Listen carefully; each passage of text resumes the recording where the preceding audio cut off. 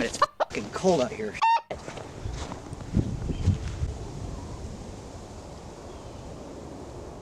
Welcome back to Grimm Acres. What's up?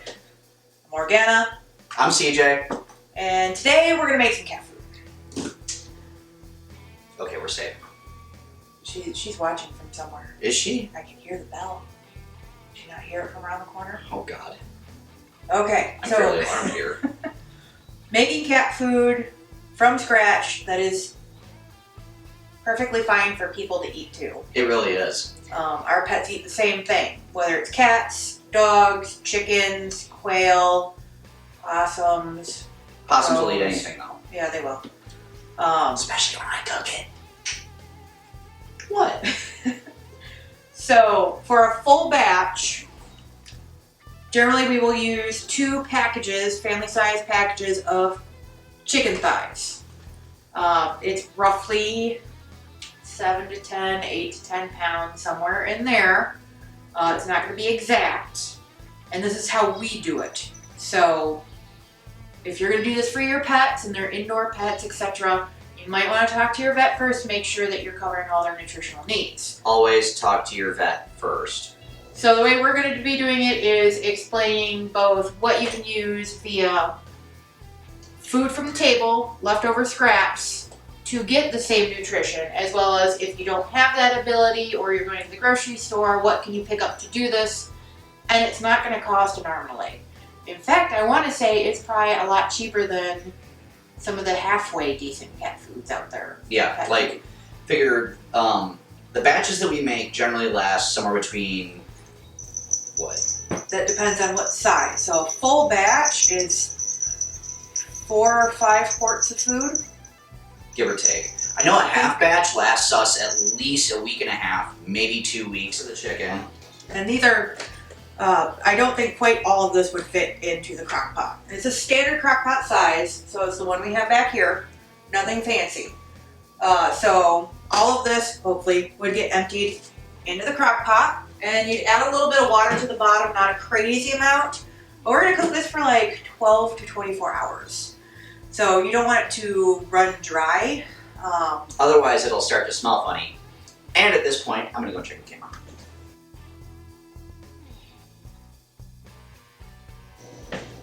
If you run out of water, it's going to cook onto, is it called? The crock itself. Yeah. Okay. So, if you don't add enough water in the middle of the night, everything's going to be burnt onto the crock inside, and it's going to be really hard to clean. yeah. You don't want to do that. We speak I've from done it. experience. You don't want to do it. Yeah, It's terrible. there's a scraper involved. Yeah, and soaking. So much soaking. we'll have that cooking overnight. I said it's chicken thighs. So, one, we're cooking it overnight because we want those bones to soften up too. Again, I'll come back to that. We're using chicken thighs because that's the dark meat. And there's only one bone in it, really. So, if you need to remove the bones, there's options. It's just one bone, and it's easy to find. So, piece of cake. So, chicken thighs, cooking overnight. Cool. Why do we use chicken thighs? Let me talk to my notes because we get some of this from the chicken thighs. Mm-hmm. Taurine. This is for cats' eyes, eye health in general. Taurine is from dark meat of birds specifically. Is a great place. And then shellfish, so clams, mussels, that kind of thing. Also, heart, tongue. Those are the highest organs that have taurine in them, or highest amounts of taurine can be found in heart and tongue. And they're not expensive to get. A lot of people don't eat organs. You can get beef heart, pig heart for a couple of dollars. You just need to know where to go, and there's a lot of places you can go. I feel like cow tongue prices have gone up a little bit, but then again, scarcity in the meat section, so. So if you want to get organ meat, if you have an Asian market nearby, you'd be shocked what you can find there. We have a butcher shop called Cattleman's in our area, and they offer lots of different organ meat. We're not sponsored by them, unless they want to. But any kind of organ meat, there's different minerals, different vitamins that can be found in them. So our taurine is in our vitamin B complex is big in those items that we listed. Vitamin E is also really high in chicken thighs and pork shoulder. Pork shoulder is another thing that we can keep on the shelf regularly because it's good for everything. Or if we run out of canned chicken. Okay. Okay.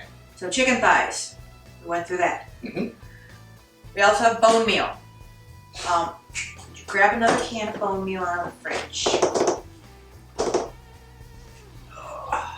That's the second shelf. There it is. Yeah. It was hiding next to the cheese. So bone meal. All of these you can get at the grocery store or on Amazon, whatever. Mm-hmm. This is powdered bone meal. It actually comes in quite a large amount. So this is the same basically as this, but this still has some moisture to it. And Wasn't this from fats. leftover Thanksgiving dinner? So all the cold turkeys we got on sale from Thanksgiving, we kept the carcasses, all the bones, and I cooked them in the roaster for like Couple 2 days. to make some bone broth and stock and that kind of thing. Well, a lot of people throw the bones out after that. We do not. Mm-hmm. We take those and we grind them down. Use every part. And when you cook them that long, literally these bones will just turn to mush in your hands. So if you don't have a grinder that can handle bones normally, your regular blender will cut them down then. Would you show them the inside of that? The inside, which one? This The one? blade. Okay. Here, let me just grab this. Nice So- little food processor from Hamilton Beach. Haven't I'm gonna do tried a sponsor statement. haven't tried this in our food processor yet because we do have KitchenAid. But I don't see why this wouldn't work. This is the blade you're gonna want, and you're probably gonna have to do it in smaller batches, not all at one time, because it's gonna be a lot coming out of the crock pot. Yes. But theoretically, it should work with that. Will you show the emulsifier? Oh, this is my favorite tool in the kitchen. If you don't have one of these, you should get one. We have two. Okay, so They're this, both hand-me-downs too. this is the attachment that you're gonna want for this bad boy right here. Okay, this will turn any of this into liquid pudding. Well, meat pudding. And this attachment fits into wide mouth ball jars. Perfectly. It's like it was made for it. Good to know. It comes in handy. I don't Okay. All right, back to ingredients. So we covered our taurine, our vitamin B, and our bone meal, which all of this can come from chicken very easily, chicken thighs. Mm-hmm. We also have iodized salt. Salt is important for carnivores, but also so is the iodine. Don't need a whole lot of it. In fact, iodized salt, the only thing I use it in is the pet food. Mm-hmm.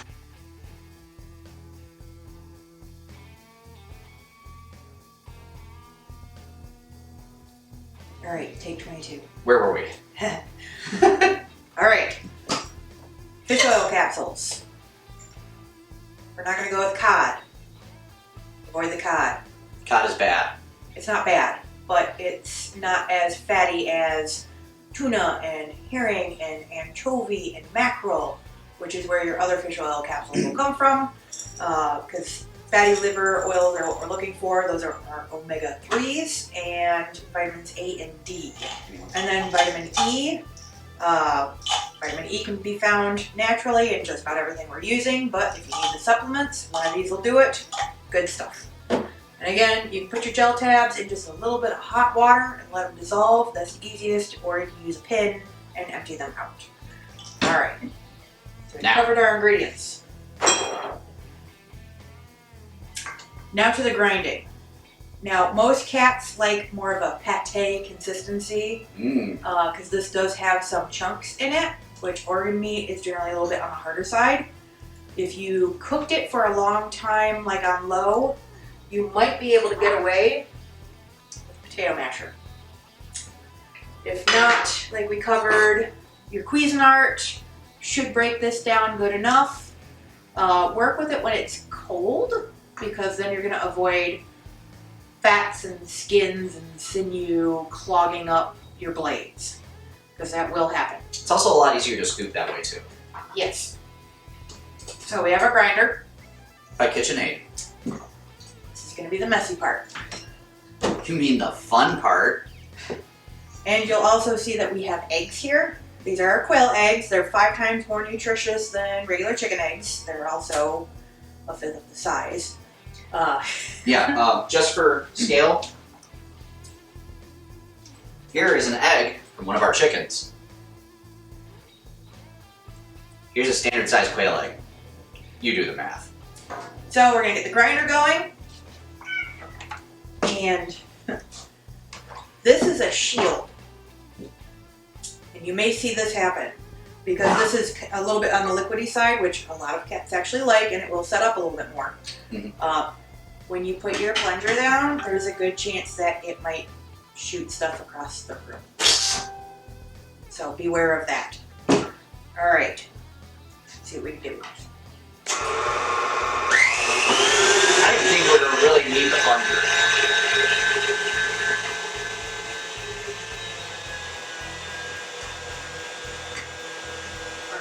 Alright, we're doing good.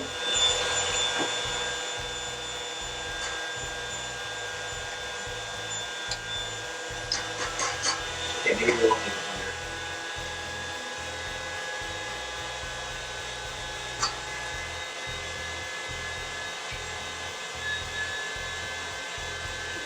I can't wait to see this back and see how much the table is shaking.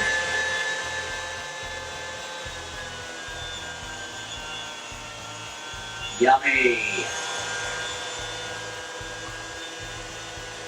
Alright, you want to just toss the eggs directly in there? Leaving the shell on. The shell is good calcium. Oh, it just got the egg.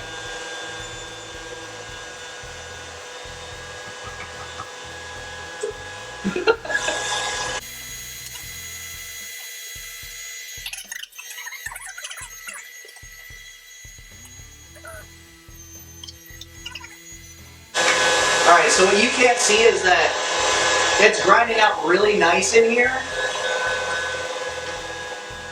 but there is still a fair amount of liquid that you're going to want to mix in, and when you put it in the fridge, it'll actually come down to a really nice, like almost pudding consistency. And it's easier for me to scoop out for you, isn't it? She's staring. And then once we finish building our kitchen island, we won't have this thing going.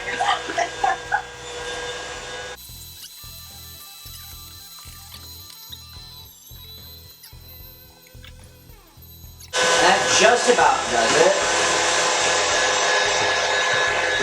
Make sure you get everything down in there.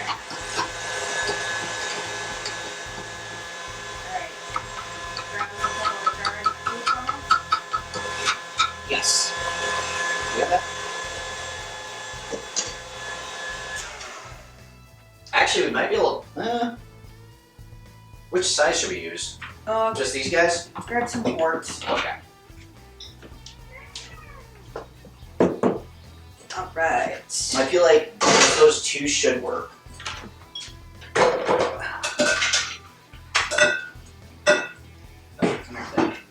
Oh, one of the other greatest inventions ever made for the kitchen, the food funnel. All right. Then you get your typical cat food consistency. Yeah. And we like to use our canning jars. I would like to try to actually pressure can some of this, but it's a fairly thick consistency, so I'm not sure how well it will can. I'm probably going to ask my canning group and probably do an experiment anyways. Canning rebels for the win! Alright, you keep up with that, man. Booma. And this is our small batch. So this is a quart of chicken, which is roughly 2 pounds. A pint of organs, roughly 1 pound. And we added a pint of our homemade bone meal.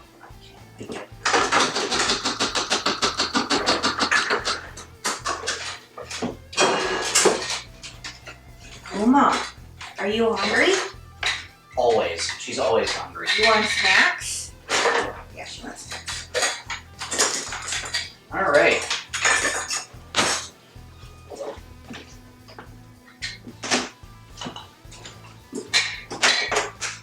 So the small batch makes enough food for our one cat for what? At least a week? Give or take. Give or take, depending. Depends on how much we want her to shut up. Point.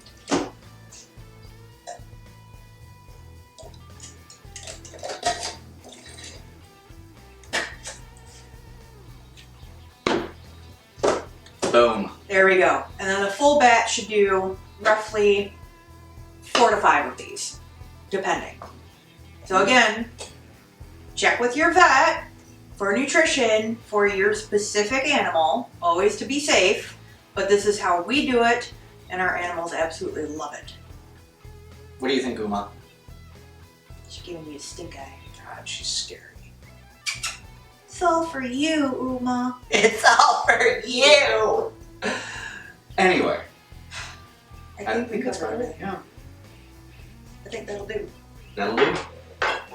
And now we get to clean it all up. That's the fun part.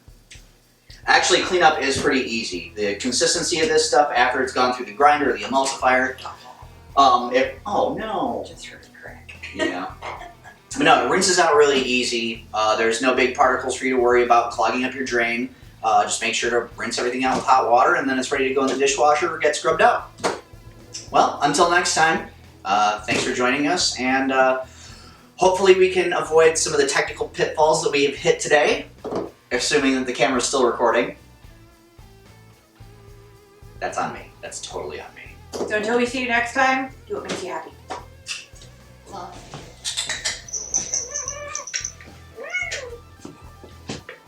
I'm sorry, what was that noise? Here. Extra dinner. There you go.